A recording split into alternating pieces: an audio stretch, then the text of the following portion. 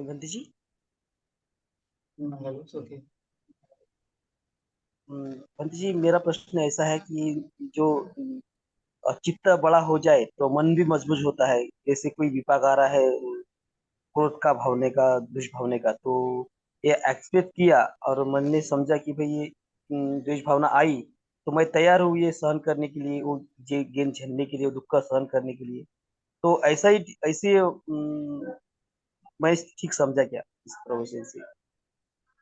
ऐसा मुझे पूछना था। बराबर है, ऐसा ही ठीक है, ठीक ही समझा है आपने। और चित्र को बड़ा बनाने के लिए आप उसमें चीजें ऐड करना पड़ेगा। ऐड करना पड़ेगा मतलब ये आ रहा है तो आपको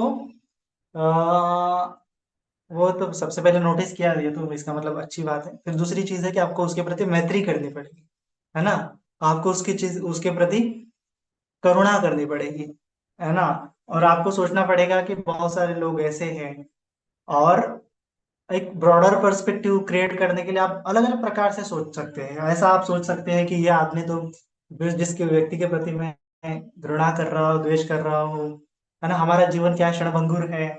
ये आदमी भी कभी कभी मर सकता है, मरने के बाद क्या घृणा रहेगी, क्या द्वेष रहेगा। ये नहीं मरा तो मैं भी मरूंगा, क्या घृणा करूँ, क्या द्वेष करूँ, है ना। इस प्रकार से सभी को मैं माफ कर देता हूँ। क्रोध करने का मतलब ही क्या बनता है ना। इस प्रकार से आप एक बड़ा सोच सकते हो, पर्सपेक्टिव को चेंज करते हुए। छोटा संकुचित पर्सपेक्टिव को चेंज करते हुए बड़ा पर्सपेक्टिव बनाना है। संकुचित पर्सपेक्टिव का मतलब क्या है? उसने गाली दी, आपको गुस्सा आया, और आपने गुस्सा रिटर्न उसको गाली दी, संकुचित चित्त है। छोटे छोटे लोग हैं, छोटे छोटी बातों पर झगड़ा करते हैं, ऐसा समझना है। बड़े लोग ऐसा नहीं करते, है ना। बड़े लोग गाली नहीं देते, बड़े लोग गुस्सा नहीं करते। जिसका मन बड़ा होता है, विशाल होता है, वो सबको माफ कर देते हैं, है ना। वो उसके प्रति गांठी नहीं बनाते, द्वेष नहीं बनाते। और सोचना है कि ये अगर मैं द्वेष की गांठी बनाऊंगा तो ये मेरे लिए भी हानिकारक है, उसका भी विपाक हो रहा है। बेचारा गुस्सा कर रहा है, अकुशल कर्म हो रहे हैं, इस अकुशल कर्म से उसको कितना बड़ा नुकसान होगा। तो उसके ऊपर कंपैशन करना है, करुणा करनी है कि इसको दृष्टि आ जाए, है ना। ये घृणा द्वेष भरे संस्कारों से मुक्त हो जाए, दुखों से मुक्त हो जाए, और मैं भी, मेरा भी मन निर्मल रहे, स्वच्छ रहे, विशाल रहे। इस प्रकार से आपको अलग ढंग से सोचना है। अलग ढंग से जैसे ही सोचते हो, क्रोध उत्पन्न नहीं होगा, है ना। आपको दुख नहीं दे पाएगा कोई चीज, कोई व्यक्ति आपको परेशान नहीं कर पाएगा, फिर चिड़चिड़ाहट नहीं होगी। इस प्रकार से आपने विपाक को चेंज करने का आपके हाथ में ले लिया, है ना। आप अभी आपके कर्मों के मालिक बन गए। कर्मों के मालिक बनने का मतलब क्या है कि आप विपाक को चेंज करने लायक बन गए, है ना। तो आप कर्मों के मालिक आपको बनना है, ना कि कर्म के बंधन में आपको जीना है। इस प्रकार से, ठीक है।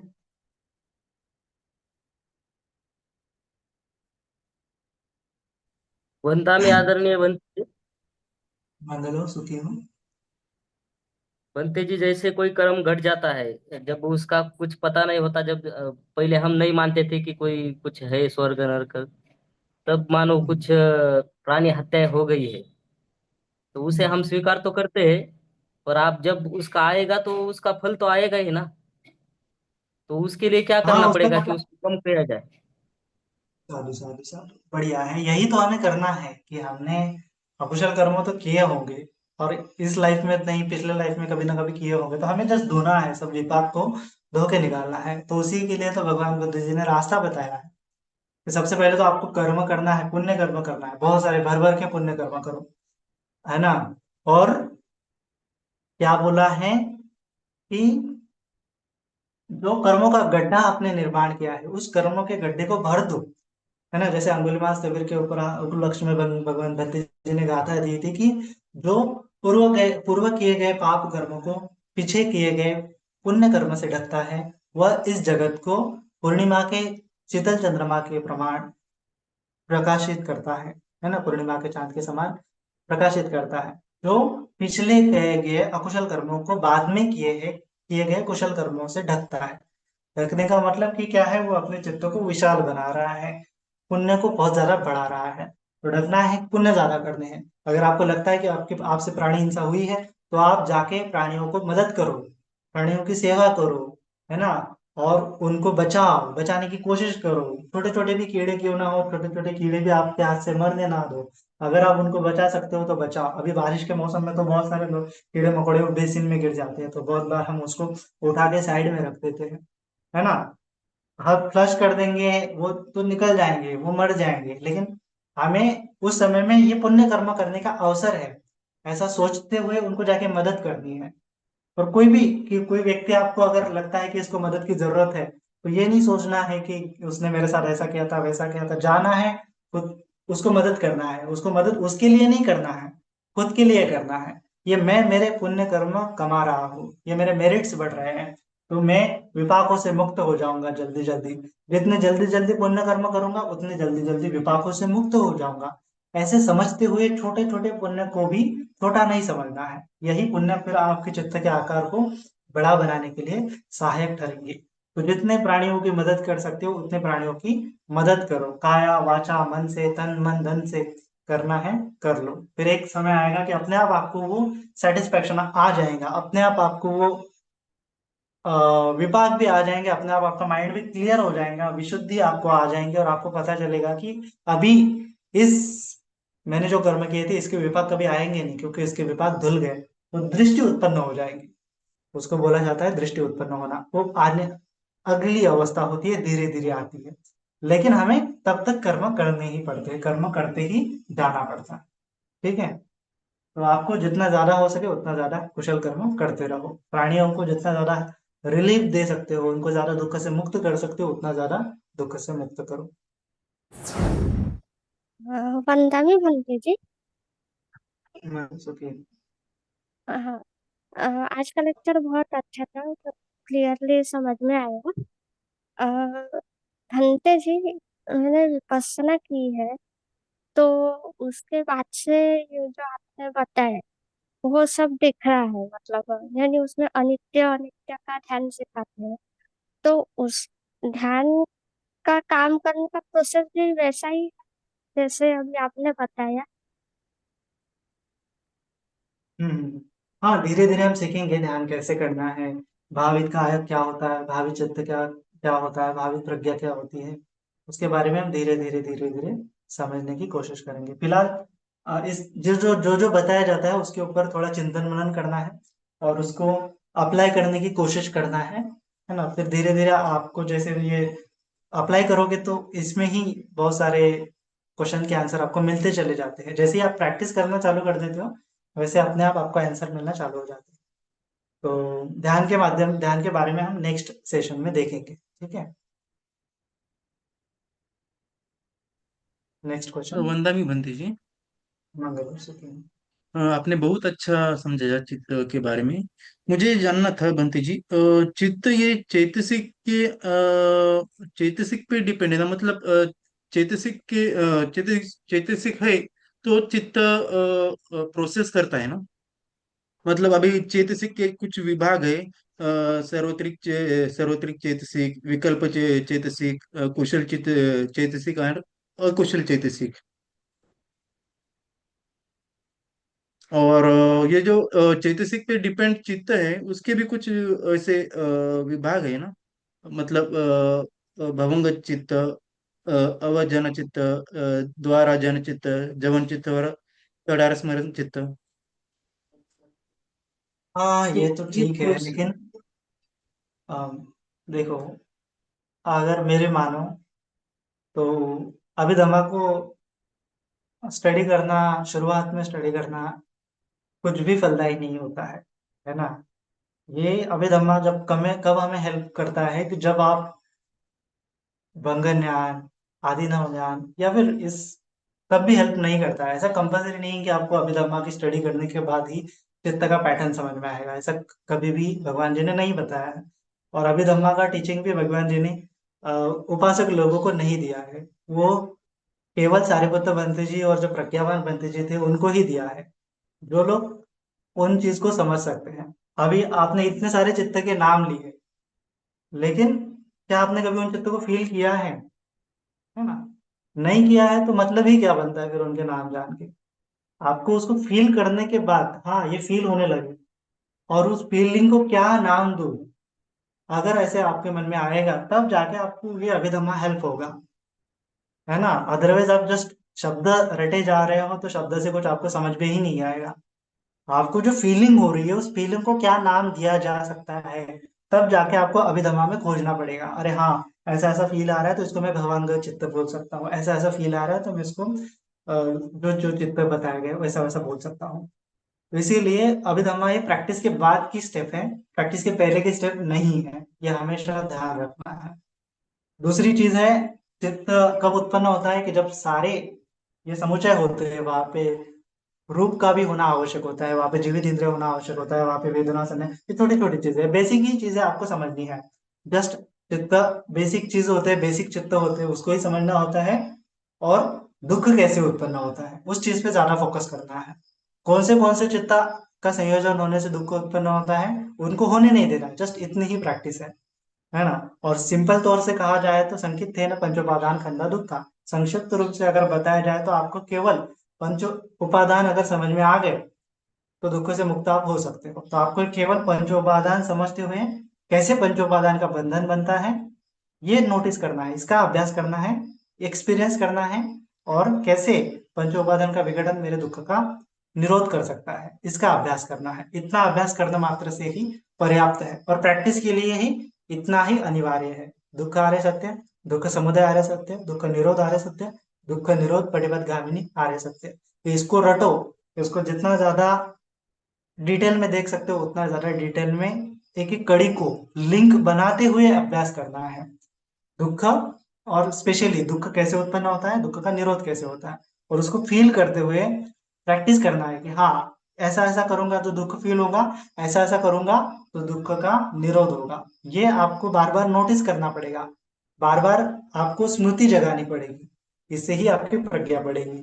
अदरवाइज एक्सपीरियंस नहीं है तो कुछ प्रज्ञा बढ़ेगी नहीं। ये केवल चिंतन मन में है, चिंतन मन, ये शब्द है, ये खोखले शब्द है, अनुभव के शब्द कुछ भी नहीं है।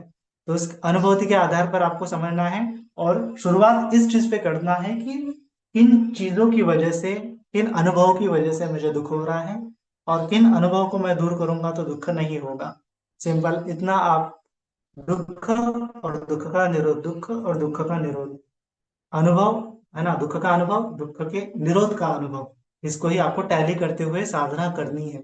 अदरवाइज शब्दों में फंस जाएंगे तो गड़बड़ हो जाएंगे। वैसे चित्त का अगर आप पूछना, आप क्या है कि अगर आपका आपका जो प्रश्न है, अभी आपका प्रश्न इस एंगल से है कि मैं उन चित्त के नाम बताऊं कि जिसके आधार पर चेतसिक उत्पन्न होते हैं, या फिर उन चेतसिक के नाम बताओ कि जिसके आधार पर चित्त उत्पन्न होते हैं, तो आप अभिधम्मा के एंगल से सोच रहे हो, ठीक है, आपका अभ्यास हो सकता है अभिधम्मा के एंगल से, लेकिन वो कुछ काम का नहीं है जब तक आप अनुभूति के हाथ से उस उन चित्त और चेतसिक को फील नहीं करते हो, तब तक वो अभ्यास कुछ भी काम का नहीं है।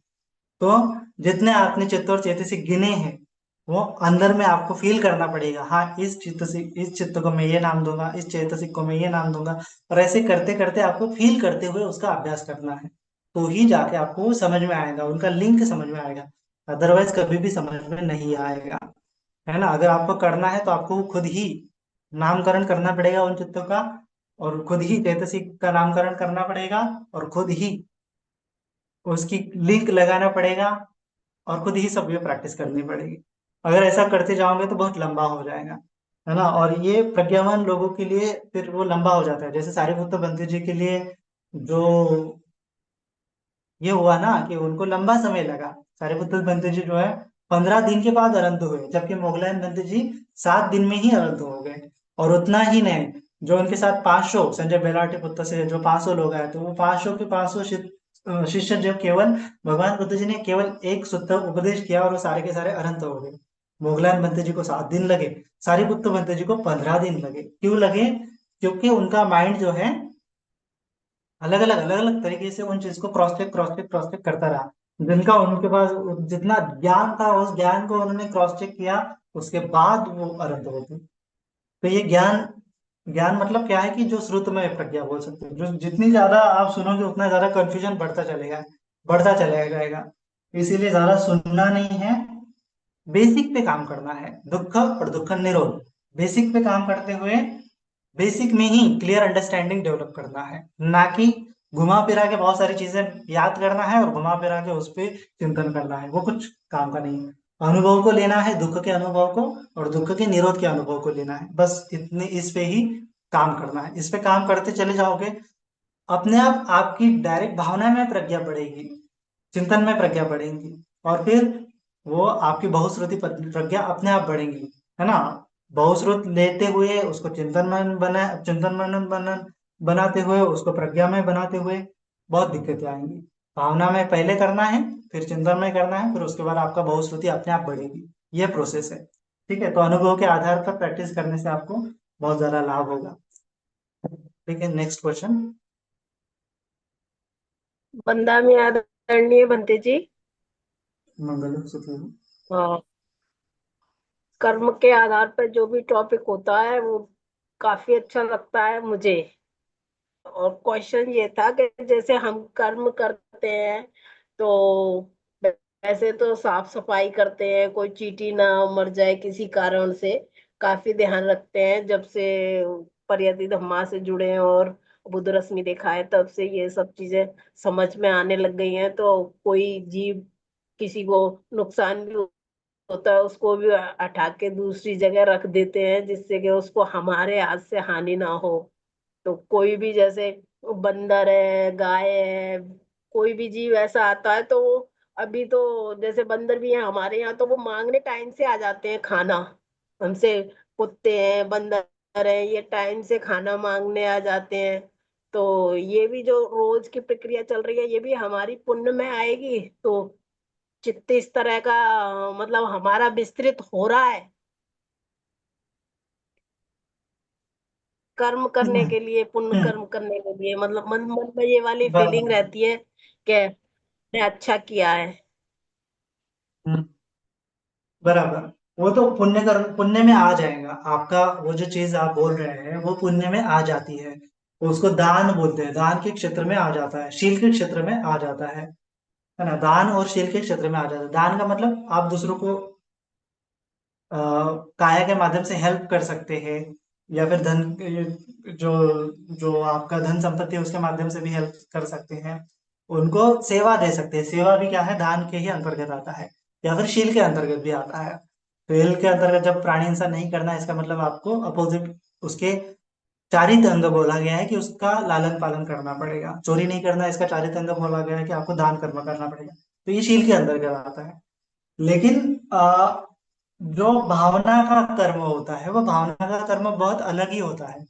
ये दानशील का कर्म आप कितना भी आप करते रहोगे, लेकिन वो दैट इज नॉट इनफ, इसीलिए भावना कर्म बताया गया है। ये भावना कर्म बहुत अलग लेवल पे काम करता है। उसके आधार पर ही हम ये चित्त के आकार को बढ़ा सकते हैं। लेकिन पुण्य कर्म का बेस होना अनिवार्य होता है। अगर आपके पास दान ही नहीं है, शील ही नहीं है, तो आप भावना भी नहीं कर पाते हो, बेसिकली मेडिटेशन भी नहीं कर पाते हो, है ना। तो इसीलिए आपको मेडिटेशन भी करना है। मेडिटेशन में आपका जो चेतना है उसको आपको सुधारना है ना। सचित्त परियोदापना, पहले क्या बोला है, सब पाप से अकरणा। दूसरा बोला गया है कुशल सोपसंपदा। तीसरा बोला गया है सचित्त परियोदापना। तो ये सब पाप से अकरणम, मतलब पाप कर्म तो हम नहीं करते। कुशल सोपसंपदा मतलब दान और शील हम कर रहे हैं। फिर चित्त को परिशुद्ध करना की बात आती है, तब जाके चित्त का आकार, चेतना का स्ट्रक्चर बदलता है। तो उसके लिए भावना करना अनिवार्य होता है। भावना अलग अलग प्रकार की होती है, लेकिन भावना की शुरुआत दृष्टि से होती है, श्रद्धा से होती है, फिर मेडिटेशन, फिर भाविक का भाविक चित्त, ये सब चीजें उसमें होती है। मन को मजबूत बनाना, बॉडी को मजबूत बनाना, ये सब चीजें होती है। तो इसीलिए तो हमने सीखा है कि केवल पुण्य नहीं है, बहुत सारी चीजें भी मैटर करती है। ये तो आपका पुण्य हो रहा है, आपको आज तो इनका प्राणी मात्राओं की सेवा कर रहे हैं, लेकिन आपके मन से वो निकलना, मतलब मन से तो निकलता है, लेकिन आपका मन उस पुण्य में बहुत लंबे समय तक रहना चाहिए। उसके लिए भावना होती है। पिछले वीडियो में मैंने समझाया था कि पुण्य का जो आपको फील हो रहा है कि हाँ ये चित्त पुनीत है, उस पुनीत अवस्था को लंबे समय तक आपको रखना भी आना चाहिए। उस अवस्था को भावित भावना बोलते हैं। तो वो भावना करने के लिए आपको मेडिटेशन करना अनिवार्य होता है। मेडिटेशन में कंटेम्पलेशन, चिंतन मनन, ये सब चीजें करना अनिवार्य होता है। तो वो कैसे करना है वो धीरे धीरे हम सीखेंगे। इसीलिए आप जुड़े रहिए, और हम अगले वीडियो में डीपर डीपर चीजें समझेंगे। ये तो हमने ऊपर ऊपर चीजें समझी है, फिर डीपर डीपर प्रैक्टिस में कैसे काम करेंगे वो चीजें हमें समझना है। लेकिन हमें हमारा जो एंड्योरेंस है, सहनशीलता को भी बढ़ाना है। केवल हम ये चीजें कर रहे हैं, 10 पारमिता बढ़ाना है ना, 10 पारमिता। अभी दान और शील तो हो गया, लेकिन बाकी की पारमिताओं का क्या? सहनशीलता, खंती पारमिता का क्या, उपेक्षा पारमिता का क्या? ये सब चीजें भी आपको भावना के अंतर्गत आती है। तो ये सभी चीजें करनी पड़ेगी, तब जाके आपको अच्छे से फायदा होगा। एक चीज पे ही नहीं रहना है, सभी चीजें घुमा फिरा के करते रहना है। दुख मुक्ति का मार्ग एक नहीं है, 8 अंग है। आर्य अष्टांगिक मार्ग केवल दृष्टि नहीं है, केवल सम्यक संकल्प नहीं है, केवल सम्यक वाचा नहीं है, केवल सम्यक कर्मांत नहीं है, केवल सम्यक आजीविका नहीं है, केवल केवल सम्यक व्यायाम नहीं है, केवल सम्यक स्मृति नहीं है, केवल सम्यक समाधि नहीं है। तो आठों के आठों अंग है, तब जाके ये चित्त का आकार बढ़ता है ना। तो एक चीज पे नहीं फोकस रहना है, अलग अलग पुण्य कर्म करने हैं। तो ये आपने दान का, सेवा का पुण्य कर्म तो किया है, अभी आपको मन की विशुद्धि के कर्म करना पड़ेगा। आपको मन को स्थिर करने का कर्म करना पड़ेगा, है ना, भावना कर्म बोलते हैं उसको। तो ये भावना कर्म के बारे में हम धीरे धीरे समझेंगे, तो आप तब तक जुड़े रहे, ठीक है। ये बाकी तो आपका पुण्य कर्म हो ही रहा है, ठीक है। Next question. वंदनामी भंते जी, बहुत अच्छी धम्म देशना थी, बहुत बहुत साधुकार आपको। भंते जी, मेरा प्रश्न था कि ऐसे कौन से कर्म है जिनका विपाक हमें तुरंत ही मिल जाता है, और ऐसे कौन से कर्म थे जिसका बहुत लंबे टाइम बाद विपाक मिलता है? हाँ, ऐसा कोई पर्टिकुलर नहीं होता है, किसी भी कर्म का कभी भी विभाग आ सकता है, किसी भी कर्म का कभी भी विभाग आ सकता है। लेकिन जो बहुत ज्यादा स्ट्रांग कर्म होते हैं उसके विपाक आपको नरक में जाने के बाद ही मिलते हैं। जैसे मातृघातक होते हैं, पितृघातक होते हैं, माता की हत्या करना, पिता की हत्या करना, है ना। जो अच्छे गुरु कर्म बताए ना, वो गुरु कर्म करने के बाद आपको तो नरक के जाने के अलावा ऑप्शन ही नहीं होता है। बाकी के सारे कर्मों के विपाक धुले जा सकते हैं, है ना। जब तक नरक में जाने वाला कर्म आप अ, बाकी कर्म तो इसी जन्म में मिलेंगे, इसी जन्म में उसके विपाक भी मिल सकते हैं। लेकिन आपको ये विपाक जल्दी जल्दी मिलने के लिए भी आपके चित्त के आकार को बड़ा करना पड़ेगा, तब जाके वो विपाक धुल जाएंगे। मिल जाने चाहिए ऐसा नहीं सोचना है आपको, ये विपाक धुने हैं। जितने भी आपने हजारों हजारों जन्मों में हजारों हजार कर्म करे हैं, वो सारे के सारे विपाक आपको इसी जन्म में धोना है। इसीलिए तो भगवान बुद्ध जी ने मार्ग बताया है, और हमें उसी प्रकार से प्रैक्टिस करनी है कि इसी जन्म में मुझे पूरे के पूरे विपाक को धोना है। ये कर्म बंधन से छुटकारा पाना है। ये कब मिलेंगे, क्या मिलेंगे, छोड़ दो वो सब चीजें। विपाक के लिए आपको तैयार करना है, चित्त को इतना तैयार करना है कि वो विपाक आएंगे और निकल भी जाएंगे, आपको पता भी नहीं चलेगा। तो उसके बारे में सोचना नहीं है ज्यादा। आपको चित्त का आकार बड़ा बनाना है, और अपने आप सारे के कर्मों के विपाक धुल जाएंगे, ठीक है। भावना करने से फिर तो धुल ही जाएंगे, विपස්සना करने के बाद तो पूरा जड़ से निकल जाएंगे, ठीक है। तो धीरे धीरे समझेंगे, फिलहाल के लिए इतना समझना है। हाँ, नेक्स्ट क्वेश्चन। नमो बुद्धाय वंदामि बनते जी। आपके देश में आपके देशना बहुत अच्छी है आज की। मुझे ये पूछना है कि मैत्री भावना हम लोग अप्रमाण ध्यान करते हैं, अप्रमाण मैत्री का, तो उसमें और आर्य आर्य मैत्री भावना में, मतलब मुझे जब कन्वर्ट करना है फ्रॉम मैत्री भावना टू आर्य मैत्री जाना, क्योंकि सिर्फ मैत्री भावना की तो ब्रह्मलोक में जाएंगे, लेकिन आर्य मैत्री करना पड़ेगा तो स्वतापन्न वगैरह वो सब फल मिलेंगे। तो वो उसमें क्या डिफरेंस है एग्जैक्टली और उसको कैसे कन्वर्ट किया जाए फ्रॉम नॉर्मल मैत्री भावना टू आर्य मैत्री भावना, वो समझना चाहती थी। Thank you. हाँ, वो तो थोड़ा ये है, थोड़ा डीप ही है, अभी इसको समय भी लगेगा। लेकिन शॉर्टकट में अगर बताया जाए तो मेता भावना करने के बाद हमारा चित्त फैलता है, बड़ा होता है। हमें जस्ट लाइक इन्फिनिट हो गया, पृथ्वी के जैसा विशाल हो गया, उस विशालता को हमें फील होता है। तो विशालता को फील होने के बाद हमारा चित्त अप्रमाण हो जाता है। तो अप्रमाण होने के लिए हम मेत्ता भावना का तो सहारा ले रहे हैं कि सभी प्राणी मंगल हो, खुशी हो, सुखी हो। लेकिन फिर उसको हमें क्या करना है कि उस विशालता में जो आलंबन होता है मिथ्या का, उस आलंबन को क्रॉस करते हुए हमें केवल जो अप्रमाण, जो वास्टनेस, जो विशालता है उसको ही फील करना पड़ता है। उस विशालता को फील करते हुए लंबे समय तक रहना पड़ता है। जस्ट कोई आलंबन नहीं, केवल विशालता है।